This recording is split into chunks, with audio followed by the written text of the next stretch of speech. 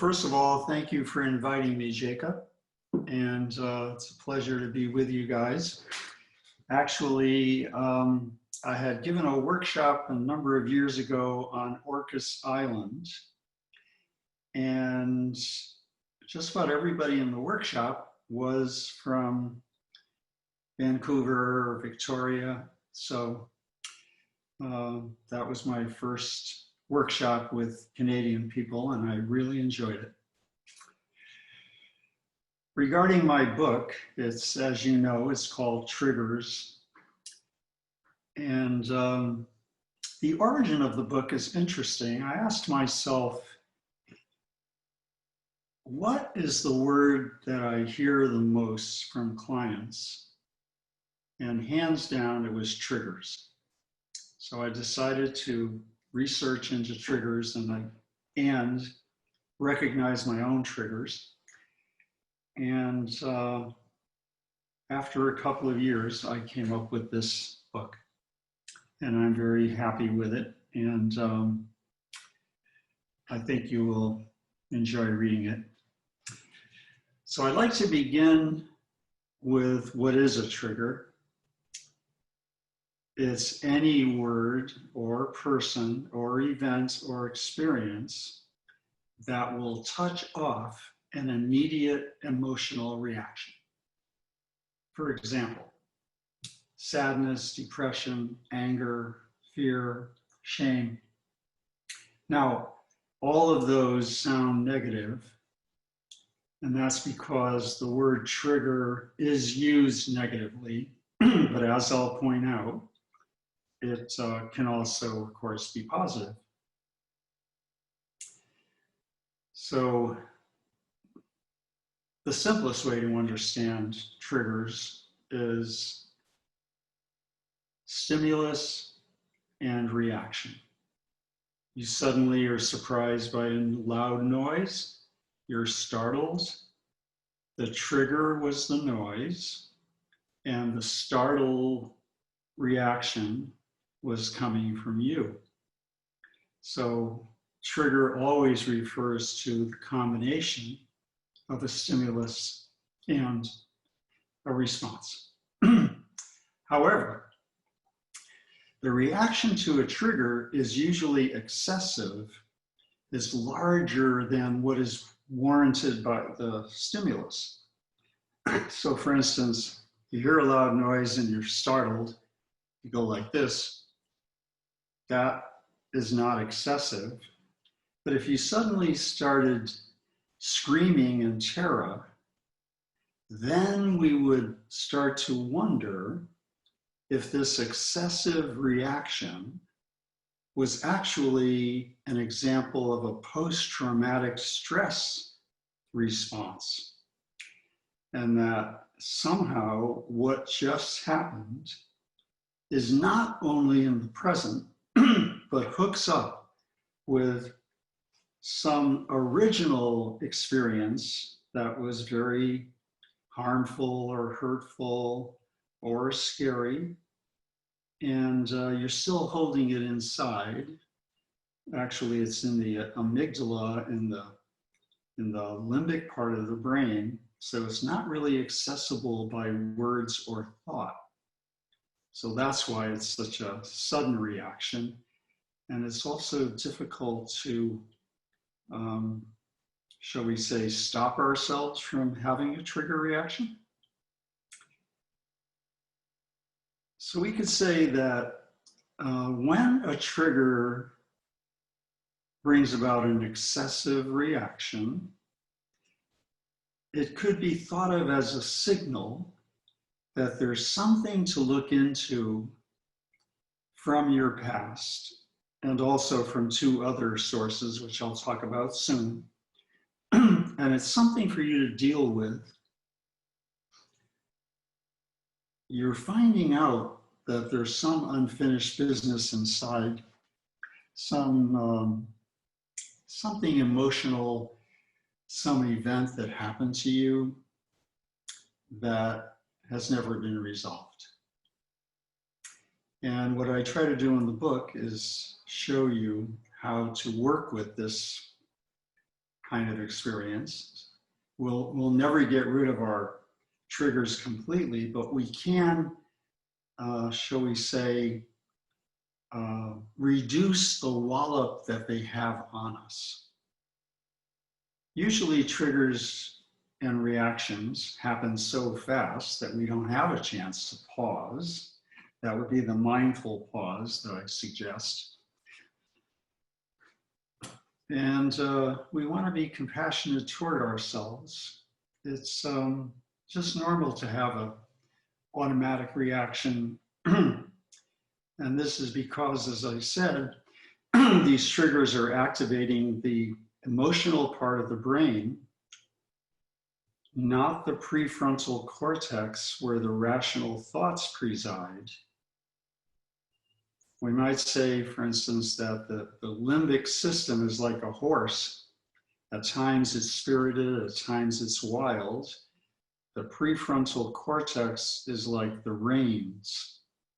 So we're the riders, but when the trigger is a big one, we have lost the reins. Now we could also say that a person triggers us in direct proportion to how important he or she has become in reality or in our minds. So a stranger says something or snubs you, that won't be as big a deal as if someone that you have a crush on snubs you. That will create the strong trigger reaction. So another way that a trigger then is a signal is that it shows you the importance of someone. And that can be a surprise. So positive triggers would be like falling in love, being surprised by someone's wonderful generosity, somebody paying attention to you who didn't ordinarily pay attention, and you're feeling good about it.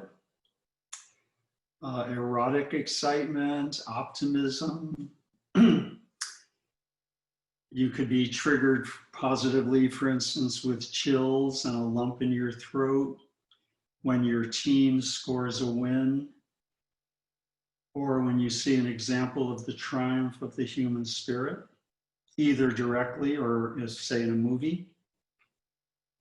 You could look at a photo of happy times gone by, and that could give you a warm sense of nostalgia. Those would all be examples of positive triggers. They are not the topic of my book. The topic is the ones that kind of upset us. So maybe a good way to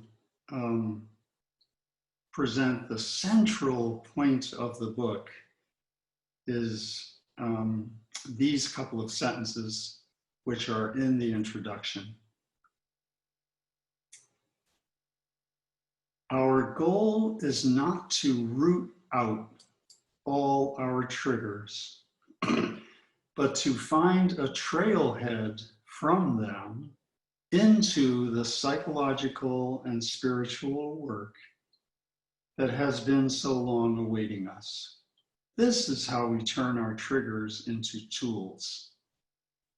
So if I'm triggered so strongly when I displease a female,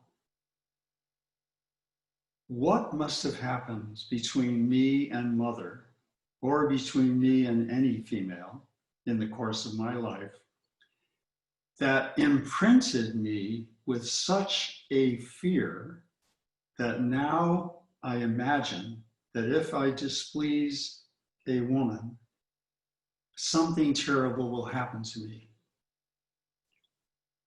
This invites me to look at what terrible thing did happen, if something did happen, and try to resolve it. that will deaden the blow of the trigger. It won't eliminate it completely, but it'll make life much easier. So I'm going from trigger to what happened.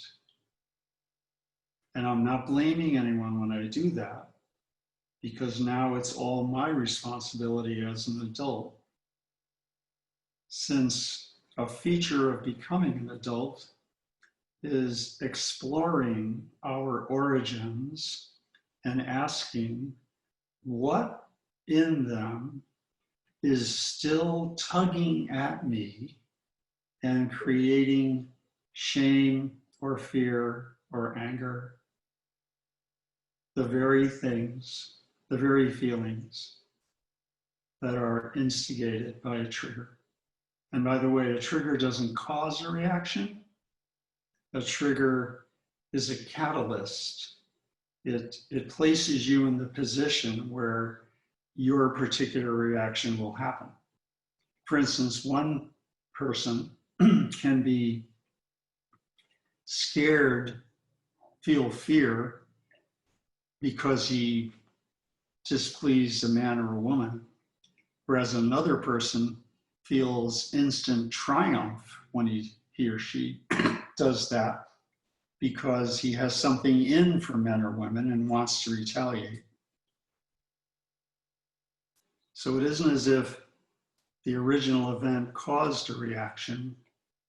It's up to each person as to what the reaction will be. And that fits perfectly with that it's a trailhead into the dark forest of all the leftover feelings, longings, experiences that are waiting to be paid attention to and somehow worked through. By the way, another word for trigger would be buttons. He pushes my buttons. Another word would be hooked. I get hooked every time. And when you say I get hooked, that particular syntax shows you it isn't really a choice. It's something that happens. And we don't want to hold it against ourselves when this happens.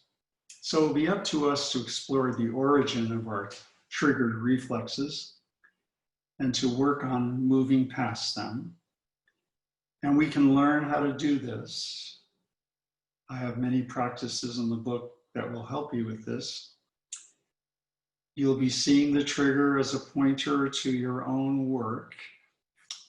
And in this way, a trigger arouses curiosity about ourselves rather than reaction to others. So we find out where to focus our energy so we can liberate ourselves from being hijacked by other people's behavior. Or another way of saying it is, we become independent adults. Now, let me give a few examples. We experience a sudden loss. So of course you're going to be triggered into grief. That's a healthy reaction. We receive bad news, that triggers you into grief. Natural disaster. Someone's coming at you violently. That's the trigger into fear. We're with people who are expressing their feelings in a very animated way. And we're not used to being around people like this, so we get a little bit scared, even though it may not be appropriate. And there are various categories of triggers. For instance, some are based on feeling self-conscious. You imagine that people are judging you, looking down at you. You're on guard when references are made to your age or your status or your career. Some triggers are based on being discounted.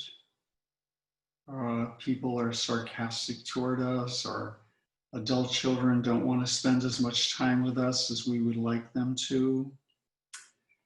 We're snubbed or slighted, we're stood up, we're stranded. People don't really believe us. You're triggered when someone tries to control you.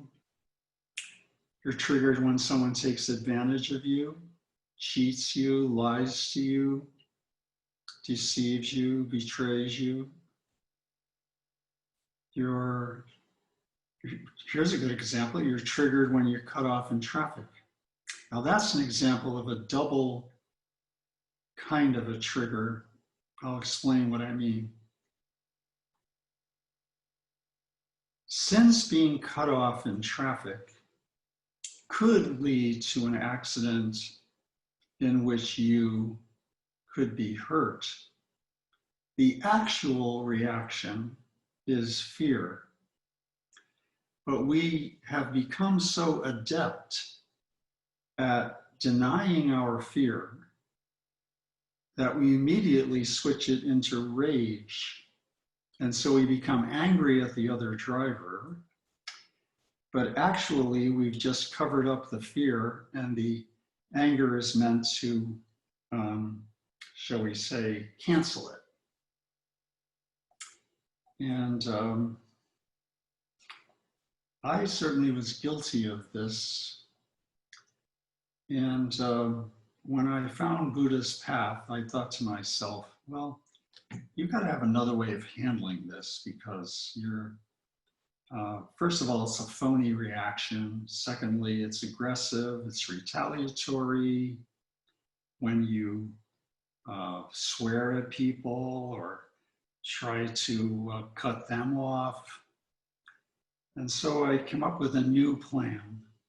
And this would be an example of how a trigger can change. What I do now is I take my foot off the accelerator, so I immediately slow down, let the other driver get way ahead of me, and then I say,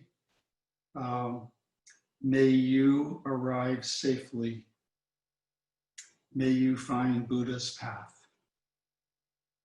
And when I say little things like that, it calms me down. And what I've noticed, now that I do it so automatically, I no longer have a big reaction when I'm cut off. That's an example of how this works. Obviously, triggers are very common in relationships. For instance, somebody tries to get or is getting so close to us, we feel engulfed or smothered by such over-attentiveness or by being pawed that we're triggered into wanting to get away. Or someone breaks our trust, so we're triggered into that feeling of grief about the betrayal. Someone doesn't stand up for us, doesn't show up for us. Someone, you go to a party and your partner has his eye on someone else and pays no attention to you. Someone discounts the impact of what you're feeling, or says your feelings don't matter. You unexpectedly meet up with an ex-spouse, ex-partner, and you just feel that kind of clutching of fear. You don't know what you're gonna say. And this one, like, you notice that a person you were once so close to now acts indifferently toward you, and you realize he or she has completely disengaged from you. You no longer matter. So those would be some examples of relationship issues. Someone coming at you in a way that transgresses your boundaries, that would be another example. Anyway, I don't have to keep going into examples. I think you get the basic concept. But I would like to check in with you and see if anybody has any questions. And then I will come back to two other reasons besides. So the first reason that something is so strongly triggering is that it hooks up with an event from the past that was either traumatic or unresolved. And then I have two more reasons that we might be triggered. But first, does anybody have any questions or ideas that you wanted to share? My name's Wendy. Hi, and Wendy. Just listening to some of your examples. Hi. Listening to examples, I seem to identify with a number of them. Do you think there's just a single source that I should be looking for as sort of the trailhead, or is it reflective of multiple experiences and triggers? Yeah, it could be a variety of things. The main triggers that you want to work with as trailheads are the ones that keep happening over and over again. The ones that you have the least control over, and the ones that aren't universal. For instance, anyone is going to react with fear or anger when cut off in traffic. So we don't work with that one. We want the ones that are peculiar to us.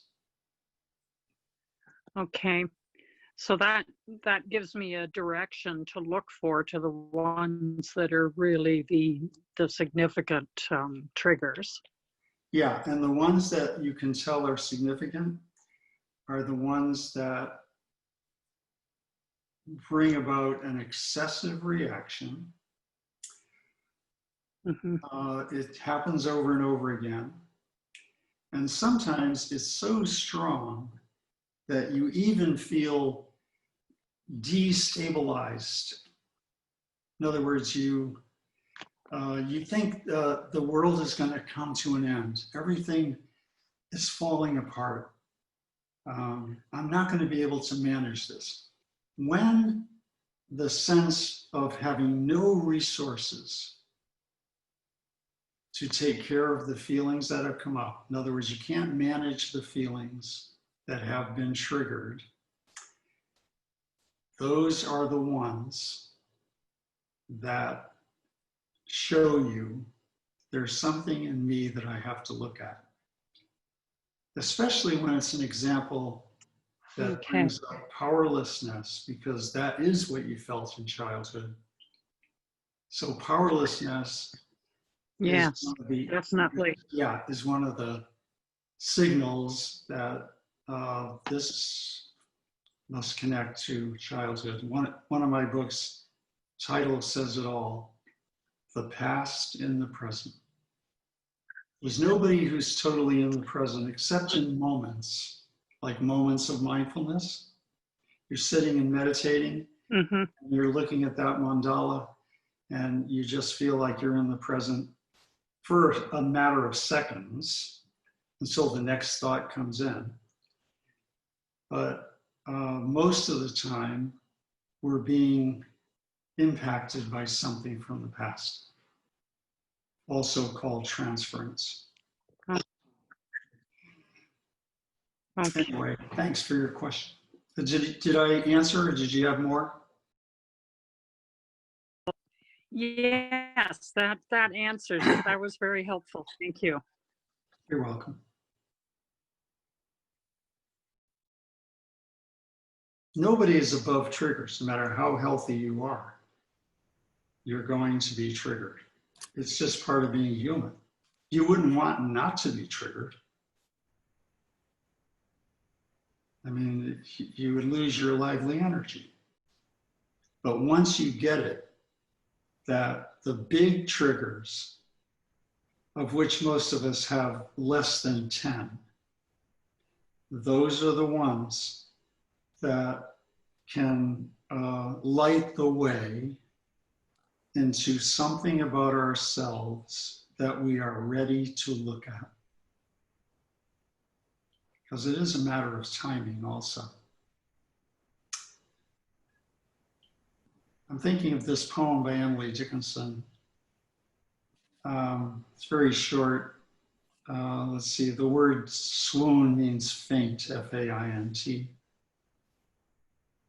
And here she's noticing that some of the things that happened in childhood were so traumatic, were so big, that it's not safe to look at them.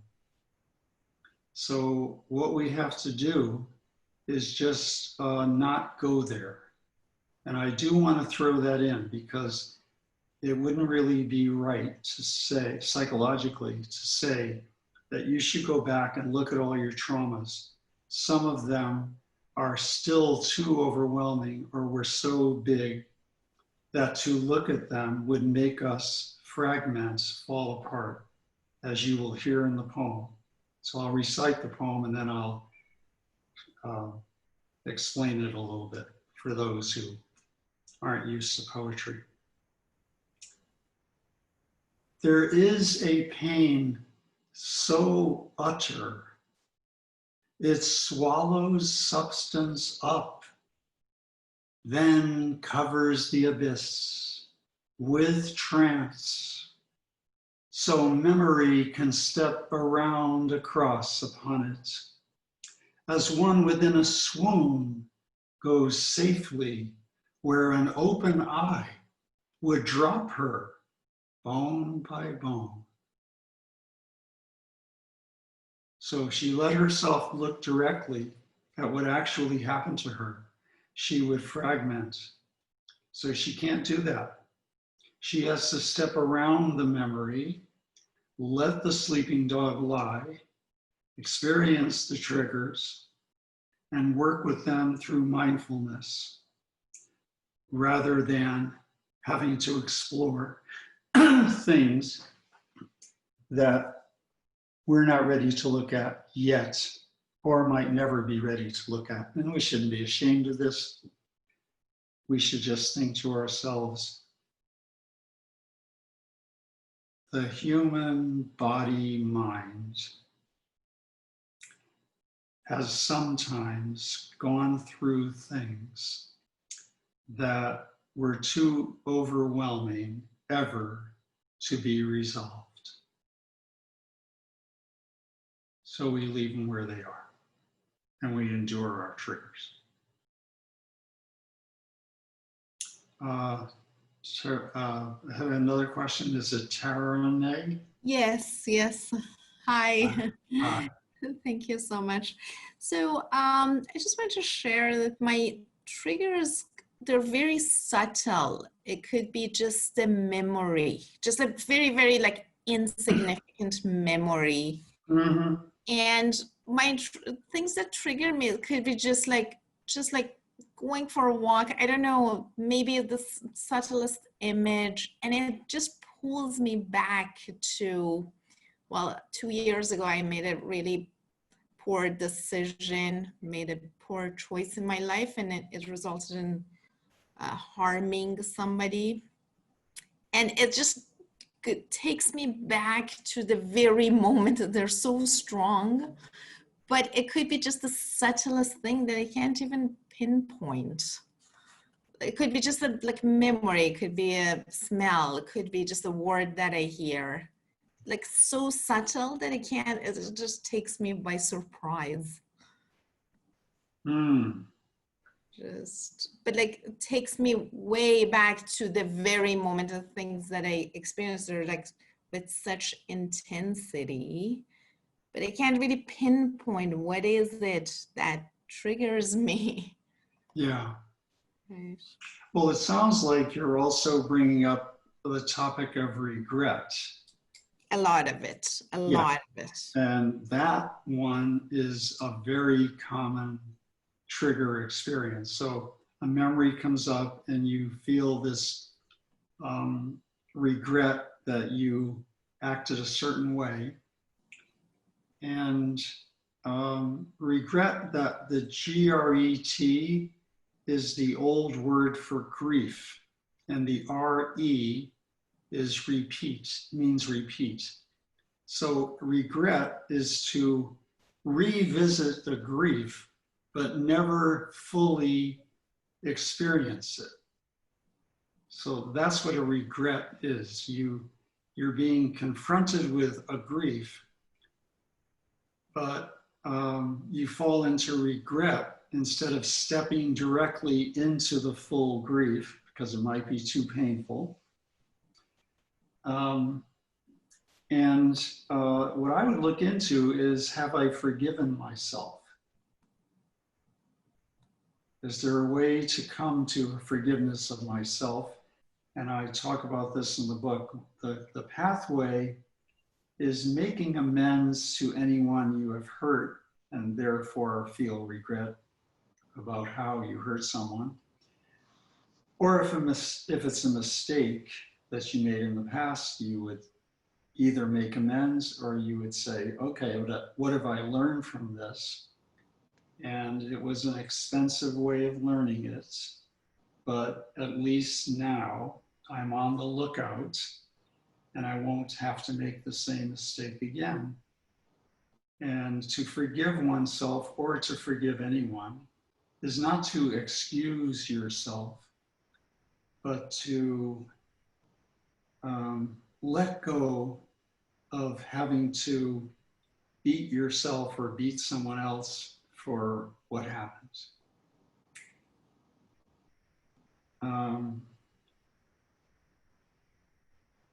Also, sometimes I have a little section here in the book. I'll just read you this short section regarding regret and how it too could harken back to childhood. We might have been shamed, punished, or rejected for doing what our parents dubbed wrong or bad. If we knew that what we did was not wrong, no trigger results. But if we interiorly agreed with them, we may now still be triggered into shame.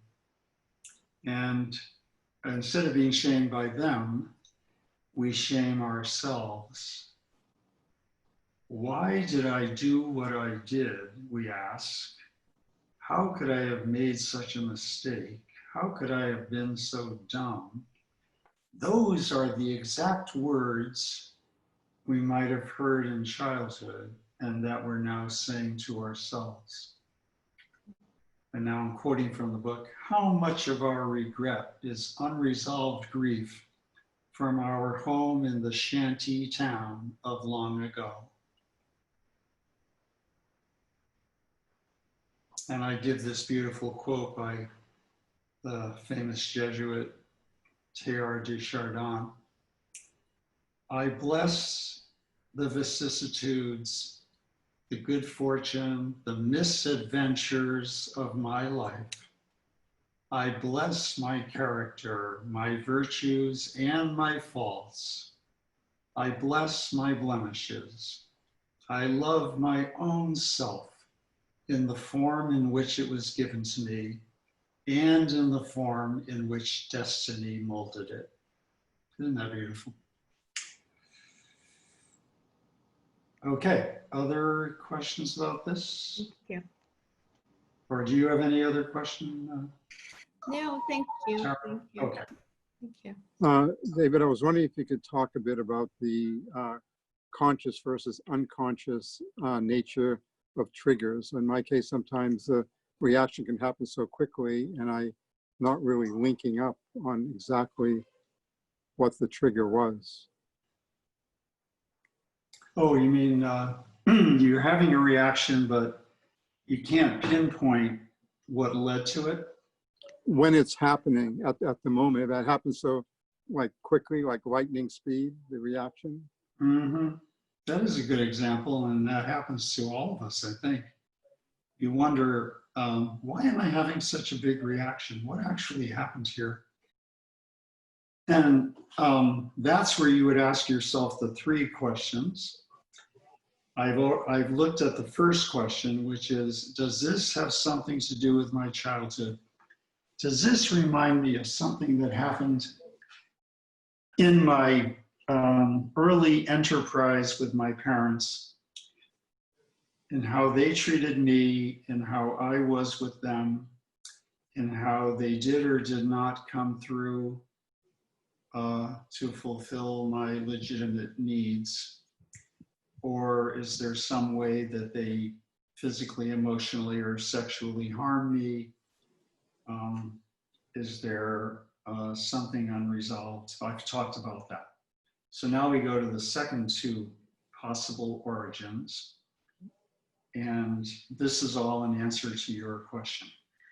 So Thank the you. second one is, does this have something to do with my big fat ego, which has been insulted, and I'm indignant that he or she dared to treat me as if I were an ordinary person rather than the big shot that I really am?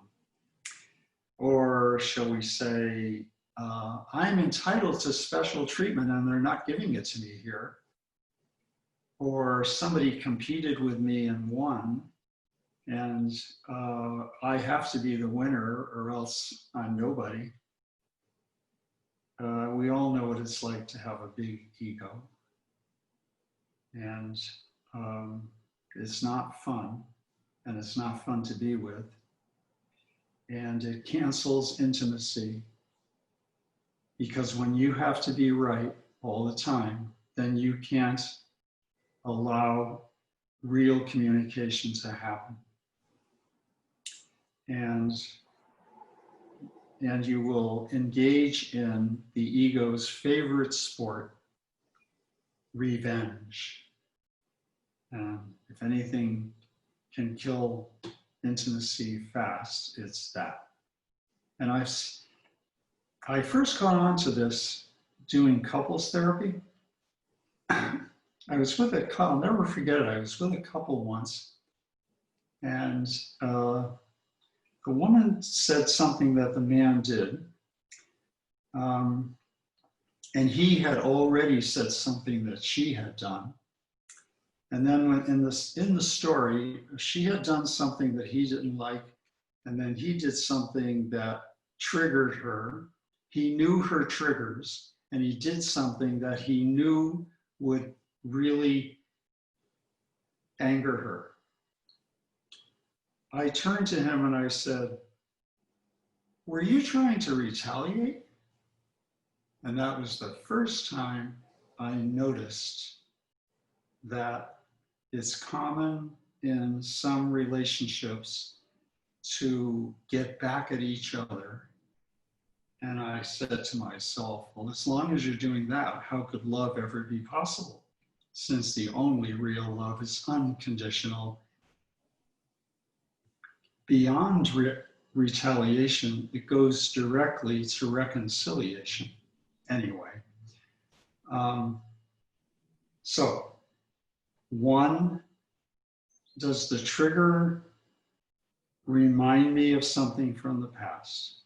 2, is the trigger about my ego being somehow infringed upon? And 3rd and last, and this one's a hard one, is this person doing something that I would do, but he's getting away with it? What Jung called the shadow side. The part of us that we don't see, the part that's hidden, that would act over and over again in negative ways, but kind of hides out and only does it in subterfuge,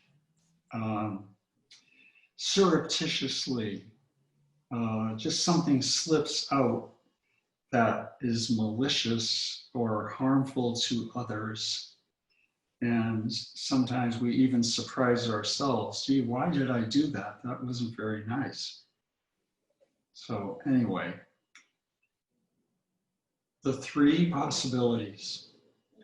The trigger could be set off by the past. The trigger could be set off by my ego being insulted, or the trigger could be set off because I'm looking at myself in someone else, but I only see the negative side in the other.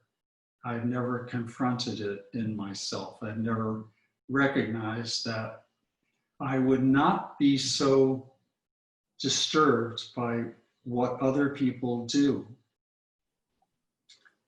if it weren't also somehow true of myself. It takes a lot of humility to admit that. But so let me give you a simple example, or let me tell you the method that I use and give an example. When I am upset and it keeps eating away at me, it keeps gnawing at me, then I know I was triggered, but I don't remember exactly how. And I have to look back at the recent events and ask myself, which one touched off the feeling that I'm having? And I'll give an example. I went to the bank once, the bank that I've been going to for a number of years, and I was cashing a check. And the teller said, the teller asked for identification, of course. So I gave the teller my license, my driver's license, has a picture on it. Then he said, do you have another form of identification? So I gave him the Visa card, has my name on it. The Visa's from that bank, so it's easy to check. But then he said, do you have a third form of identification? Now I was triggered, upset. I felt like, what? It bothered me. I didn't have a third form. So he had to go get the manager and, be able to cash the check. I never heard of such a thing where you need 3 forms of identification. Anyway, it bothered me, kept bothering me. So I used my little method that I'm sharing with you. I asked myself 3 questions. Is this like something from childhood? I asked then, what's the this? The this is, he doesn't trust me. I have to prove myself. Yes, that is like childhood. Then I asked, I didn't stop there, because sometimes it's 2 or 3, not just one trailhead. So then I asked, okay, did my big fat ego get insulted? Absolutely. How dare he ask for 3 forms of identification when I've been coming here all these years? Doesn't he know I'm important?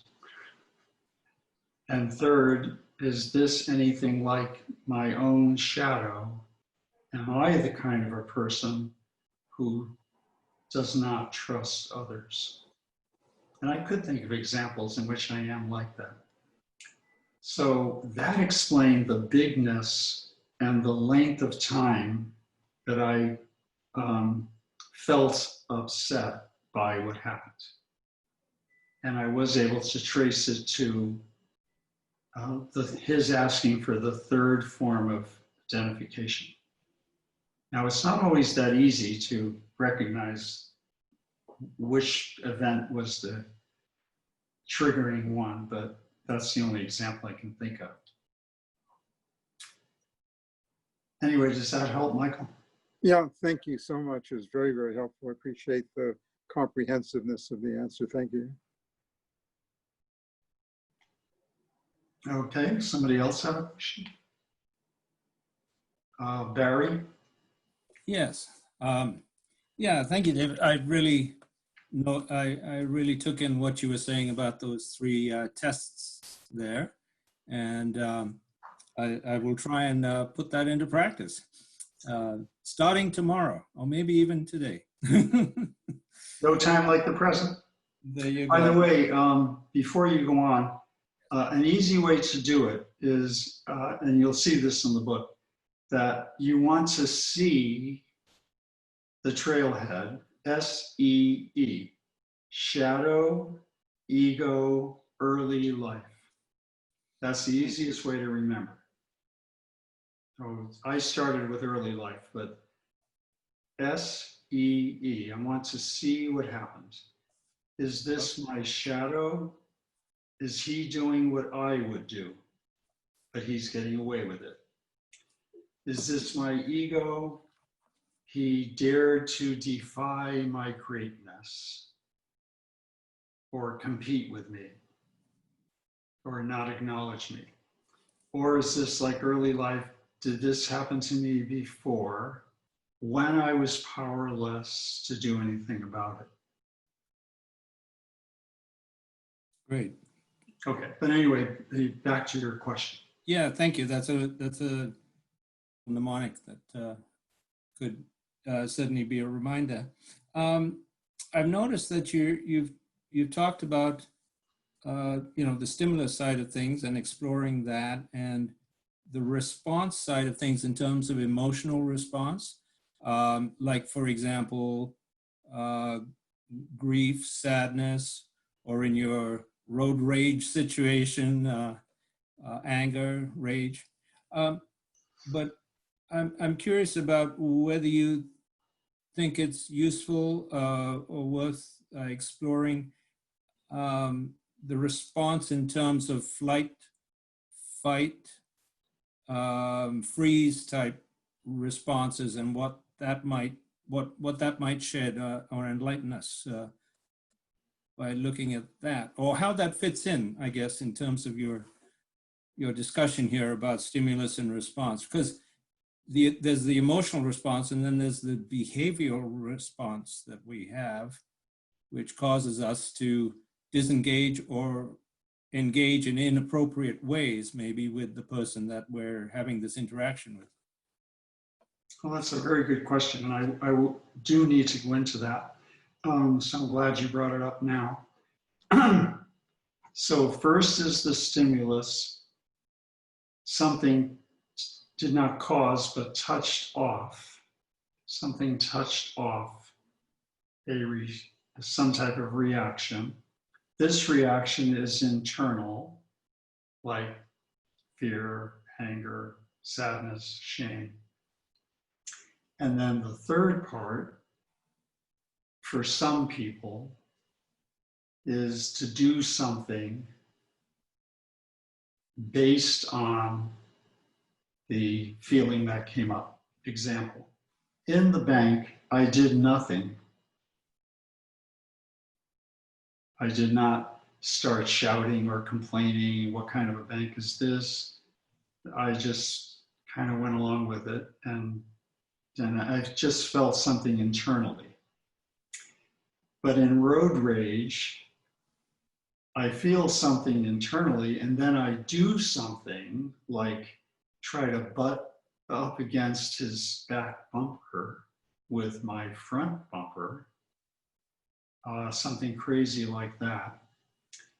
Now what I've done is I've gone to the fight, to the aggression response, or sometimes when we're triggered, we go into hang back, run away, escape. And sometimes that's the healthiest response, because to stay and fight would not really work if we don't have the resources to carry on a fight. We might be with somebody who is truly violent and would hurt us, and we don't have it in us to take care of ourselves fully. Or sometimes we freeze. We just are like a deer in the headlights, and we can't move at all. So all three show us that our adrenaline has been activated, and that flight, fight, freeze reaction just comes out automatically. Fear would be an example of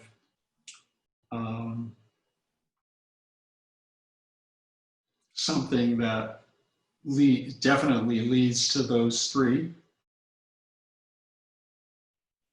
So, I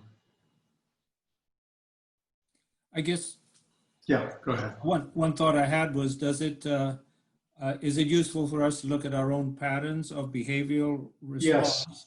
And be curious about, perhaps we more often than not retreat into flight, or more often than not are triggered into fight, or or one of the others. Maybe there's a tendency, a trend, and maybe that's Yes. I imagine everyone has experienced all three of those responses at various times, but perhaps one of them predominates Yes. more often than others, right? I have a separate chapter on each of the three main feelings: anger, sadness, and fear. And when I have spoken to various audiences over the years, I have asked, raise your hand, which of these three feelings is the one that you feel the most? Fear, anger, or sadness? And every single time, overwhelmingly, the greatest number of hands go up when it comes to fear. So that seems to be the main one. And along these lines, just to let you know, I did a whole, it's actually in this book. So in the appendix of the book, I have my little collection that I've gathered over the years, and they really are helpful. It's called Affirmations to Free Ourselves from the Grip of Fear. See, we don't free ourselves from fear itself. That will never happen. But you don't have to act on fear. That's where your power is. You have no power over fear. And we need fear because you can't go for a hike and you have so given up your fear that you don't shy away from a rattlesnake. We need the fear as a healthy signal. But you can free yourself from being possessed by it and acting on it. These affirmations in here will help you. And I read these out loud. They're free to listen to on YouTube or on my website, davericho.com. Just go to free articles. And the very first one is my little 10-minute reading of all the affirmations. You can just listen to them when you're doing something in the house, and you listen every day, and gradually you start to release yourself from some of the fears. I also have been using, over the years since I read the book Dune by Frank Herbert. This is a science fiction novel. And in this novel, the people, when they experience fear, have a little kind of affirmation, and I will recite it to you now, and then I'll make a comment on it. And I myself use this. Fear is the mind killer. Fear is the little death that brings total obliteration. I will face my fear. I will permit it to pass over me and through me. And when it has gone past me, I will turn to see fear's path. Where the fear has gone, there will be nothing. Only I will remain. Or another way of saying it is, I lived through every fear, and I will live through this one. But what I like about the affirmation is, I will let it pass through me. Let it go through you like lightning through a lightning rod, and it goes to ground. Give it back to Mother Earth. She will absorb the fear with no problem and no deleterious effect. She will take your fears and transform them into whatever keeps this planet turning. So you make that connection between your feelings and Earth. It really is helpful. Thank you. Okay. Thank you. When you quoted that from Dune, that quote from Dune, I had to chuckle because my kids know that I've used that phrase, fear is the mind killer, a number of times with them and in conversation with them, but not the corollary there. And so that's the piece that I thank you for reminding me of that, because I want to pass that on to my kids as well. Oh, good. Yeah. Anyways, that's just an amazing little coincidence. Yeah. Thank you. Thank you. Question from Karen. She asked, what about powerlessness that is really part of society or structure, for example, women? Absolutely. And so it's understandable that they're like built-in triggers that go with our culture and our society. And I imagine even more so on the United States side than on your side, but it is everywhere. And all of us are going to be at the mercy and at the effect of biases, prejudices, sometimes expressed in ways that are even life-threatening and life-endangering, as we've been seeing recently in what's been happening here in America. And it's just so understandable that we're going to be triggered, and there's not really a cure for it.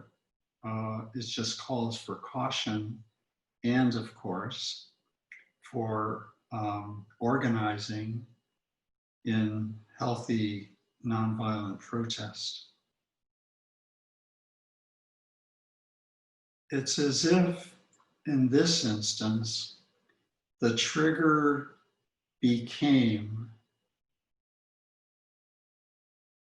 an encouragement to take a stand in society for all those who suffer as we do. So instead of just letting it be triggering that being a woman, being Black, being gay, being radical, being whatever, means that society will turn on you, instead of just being triggered into self-protection and legitimate anger, you're going to take your own ouch and align it to all the other people who are saying ouch with you. and find a way to organize together so that you can confront the forces in society that are trying to destroy the margins and only keep the people safe who remain centrist.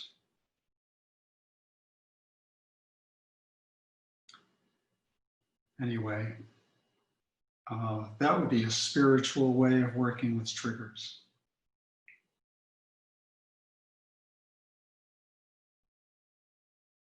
In Catholicism, there's an accent on contemplation, but those who are committed to contemplation do so with what's called an apostolic intent. So I do sit and meditate, I do contemplate, but it has the intent of bringing about a world of justice, peace, and love. It's not about how I can have a closer relationship to Christ. It's about how all of us can bring about the kingdom on earth that he came to usher in. What is this kingdom? A world in which there's justice, peace, and love. So that would be an example of how the spiritual dimension comes through.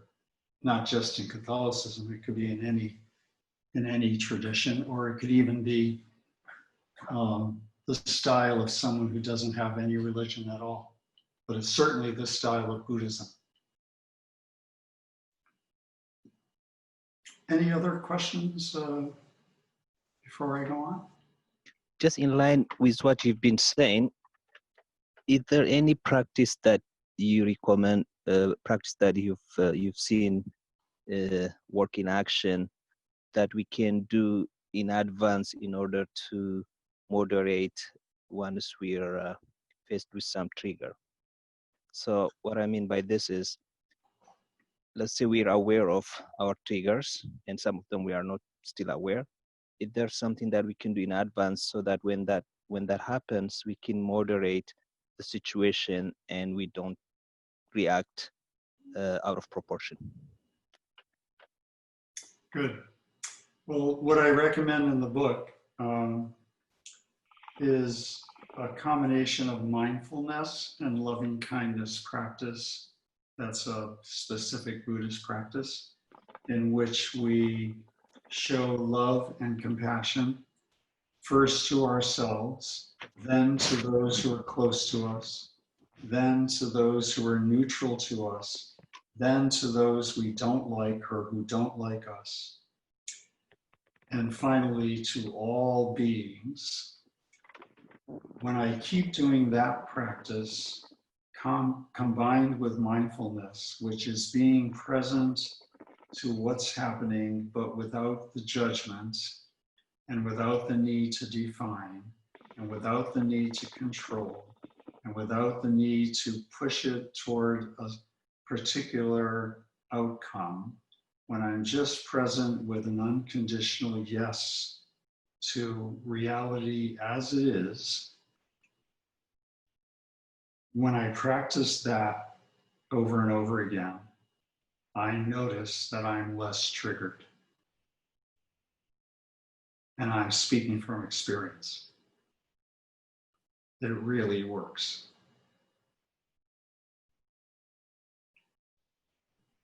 But let's use this one other example that I wanted to bring up, because I think this could help us even with your question. I'm going to use the example of somebody hurts your feelings. And now I'm, all of this is in the book. It's really liberating to get it that you have options. And I'm going to give 3 options. Somebody hurts your feelings. Option 1, hurt him back. That's your reptilian brain.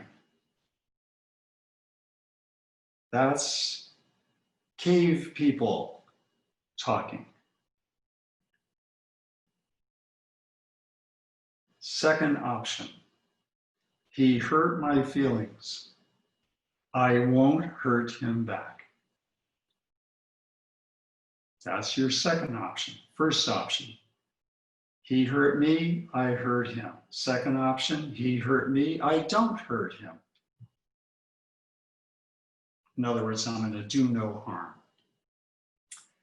Now, the third one, this is the one that's counterintuitive. This is the one that takes grace, the gift dimension of life, that converts you away from the cave people and street style. Takes you beyond the golden rule. Golden rule, I won't hurt back because I don't want him to hurt me and I won't hurt him. That was the second option. But listen to the third option. I don't hurt back. And in addition, I do good to those who hurt or hate me. I mean, you can tell I'm quoting the Sermon on the Mount. Do good to those who hate you. Now, this do good could simply mean don't have ill will toward them, wish them the best, and let go. Or it could be, do something for them that helps them see that you are practicing love instead of the first option, retaliation, or the second option, non-repetition. Now, in the first one, the primitive reaction, you become aggressive and you try to right the wrong in the street rules style. In the second one, do no harm, you act in accord with ethical principles. In the third one, do good to those who have hurt you, you act in accord with the Sermon on the Mount or the Buddhist practice of loving kindness. Quote, Sermon on the Mount, love your enemies. In the first one, you're heartless. In the second one, your heart opening. In the third, your heart expanding. In the first one, it's win-lose, hurt back, win-lose. In the second one, it's win-win by 2 separate individuals. In the third one, it's win-win by 2 connected individuals. And the easiest way to remember this is in the first option, hurt them back. You are like the guys in the Godfather movies. In the second style, don't hurt back. You are like Mr. Rogers or Atticus Finch. In the third option, you are Christ or Buddha in the world today. Those are the 3 options. Imagine practicing this third option. And it's going to take a conversion in favor of love over hate. So in the first one, it's they did it, so you do it to them. In the second one, it's don't do it to them. In the third one, it's Michelle Obama. When they go low, we go high.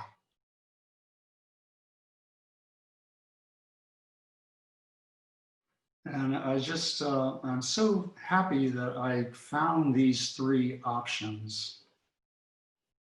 They really are important in my life, and I'm so glad I could just describe them this way. It just shows the beautiful option of full humanity.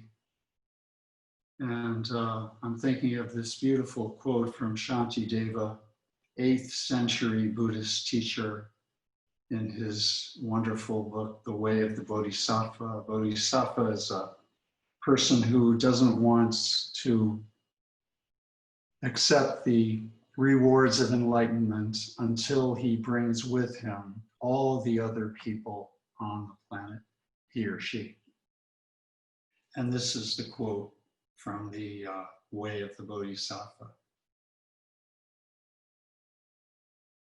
May those whose hell it is to hate or hurt be turned into lovers bringing flowers. Isn't that beautiful? May those whose hell it is to hate or hurt, they're already in hell. They don't need punishment. They're already in hell by hating and hurting. May those whose hell it is to hate and hurt, not may they wind up in eternal punishment, but that would be a primitive style of religion, to believe that there's a hell of punishment. But in the Buddhist approach, it's may those whose hell it is to hate or hurt be turned into lovers who are bringing flowers to their beloved.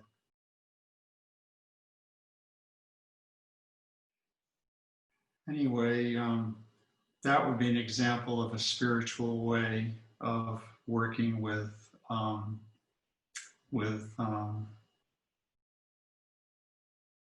such a trigger as people have hurt me or hate me.